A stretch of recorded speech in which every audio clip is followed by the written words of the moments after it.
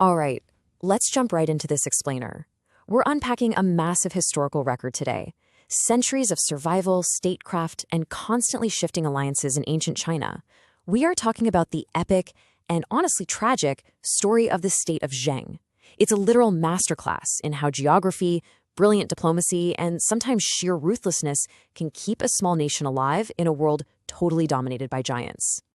We're starting right at the crumbling of the Zhou dynasty with a pretty terrifying existential question. Duke Huan, the guy who actually founded Zheng, turned to his grand historian and asked, "Where can I escape death?" The royal house of Zhou was literally falling apart, the world was plunging into chaos, and Duke Huan was absolutely desperate to find a safe haven for his people. It's a sobering, powerful start to our story. So to understand how Zheng navigated hundreds of years of this chaos, we've broken this history down into 6 distinct eras. The strategic founding, the defiant hegemon, caught between superpowers, the turtle soup assassination, Zichan's brilliant diplomacy, and finally, the inevitable fall. Kicking things off with Era 1, the strategic founding, a calculated escape. Just to give you a sense of the sheer scale we're covering today, we're tracking a multi-century sweep. From Duke Huan's initial escape in year 1, right through to the absolute defiance of Duke Huan around year 43, the terrifying superpower squeeze at year 100, then the temporary relief of Zichan's reforms at year 250, all the way down to total annihilation by the State of Han in year 432. It's a pretty wild timeline of endurance. You really can't grasp the State of Zheng without understanding the totally calculated geographic move that birthed it in the first place. Remember that existential question from Duke Huan? Well, his historian gave him some incredibly shrewd advice. He basically said, move east, right next to the rulers of Guo and Kuai. Why? Because those rulers were notoriously greedy and corrupt. The calculation was that if Huan settled there, the local oppressed people would just naturally flock to his benevolent leadership. It wasn't about finding empty land, it was about weaponizing kindness. Moving into Era 2, the defiant hegemon, surviving treachery. Under his successor, Duke Zhuang, Zheng hits its golden peak. But right out of the gate, he faces a massive threat from his own family. His mother, Wu Jiang, completely despised him and favored his younger brother, Duan. But Zhuang doesn't just impulsively execute them. No, he plays the long game. Step 1, he allows his brother to build a heavily fortified city. Step 2, he actually lets his mother act as an internal spy inside his own court. He patiently waits for them to fully commit to treason, so when they finally make their move, he has the perfect justification to crush them completely. And that leads to what might be my absolute favorite anecdote in this whole history. After crushing that rebellion, Zhuang banishes his mother and swears this highly dramatic oath. He will never see her again until they meet at the Yellow Springs, which, was their term for the underworld. But later, he actually feels kind of remorseful. So how do you reunite with your treacherous mother without breaking a sacred oath? He finds a brilliant loophole. He orders his men to...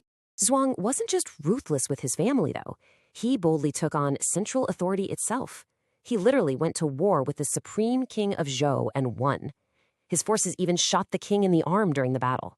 But here's where Zhuang's political genius really shines. After wounding the king, he immediately stops his men from advancing. He sends an envoy at night to feign respect and ask about the king's health. He totally asserts his dominance, but carefully avoids looking like a full-blown usurper. Which brings us to Era 3. Superpower squeeze caught in the middle. After Zhuang dies, that golden age vanishes into an absolute geopolitical nightmare. To the north, you've got Jin, a massive superpower demanding constant loyalty. To the south, Chu, an incredibly aggressive, expanding empire demanding total submission. Zhang becomes the ultimate buffer state. They are relentlessly pressured to flip allegiances between these two terrifying empires just to keep from being wiped off the map entirely. And survival required unimaginable humiliation.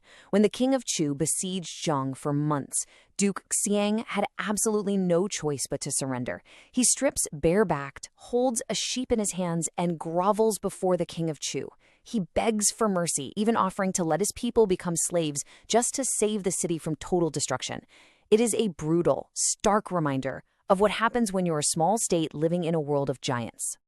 Let's look at Era 4, the turtle soup plot, court paranoia. The sheer stress of this constant superpower squeeze bred some of the most bizarre internal court politics you will ever hear about. I mean, ask yourself, would you murder a king over a bowl of soup? It sounds completely insane, right?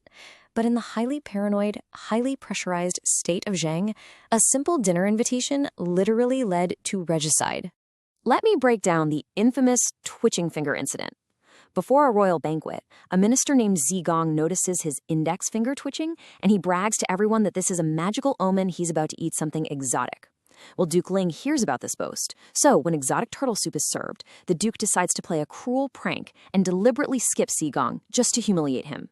The minister is so enraged by this public slight, he walks right up to the Duke's bowl, dips his finger in the soup, tastes it anyway, storms out, and successfully orchestrates the Duke's assassination. Over soup. It just shows how incredibly fragile egos and state stability had become. Now, Era 5, Zichan's diplomacy, the last golden age. Right in the middle of all this bloody chaos, a true visionary steps up to save Zheng from the brink. Prime Minister Zichan was, frankly, a diplomatic genius. He was deeply beloved. The records say Confucius actually wept when Zichan died, calling him a remnant of ancient love. He was an absolute master of logical debate, somehow flawlessly navigating the impossible demands of Jin and Shu. He even leveraged this deep, esoteric knowledge of ancient star gods and mythology to outsmart foreign rulers in negotiations. He used pure intellect to hit pause on Zheng's rapid decline. But that brings us to our final era, the inevitable fall, collapse of Zheng. Because brilliance, no matter how great, just cannot outlast endless war. If we track their territorial footprint over time, we see a massive peak around year 100 under Duke Huan. But once you lose the diplomatic shield of someone like Zichan, those larger empires just ruthlessly chip away at the borders. You see a steep decline to a medium-sized state by year 300, spiraling all the way down to absolute zero, complete annihilation by year 432. So what was the final blow? The internal bloodshed and factional assassinations eventually crept back in, totally crippling their defenses from the inside. The neighboring state of Han saw the opening, swept in, and swallowed Zheng entirely, absorbing it right into its own borders. And just like that, a multi-century saga definitively ends. The crucial takeaway here is perfectly captured by the grand historian Sima Qian. Reflecting on Zheng's fate, he summarized the tragedy of building a state entirely on shifting allegiances. He wrote, "Alliances forged by power and profit grow distant when power and profit exhaust." And that leaves us with a profound question to wrap up our explainer today. When a state's survival relies entirely on power and profit, how long can it truly last? Can any society sustained solely by transactional alliances ever truly endure the test of time? It's an ancient lesson, but man, does it still resonate. Thanks for digging into this history with me, and I'll catch you in the next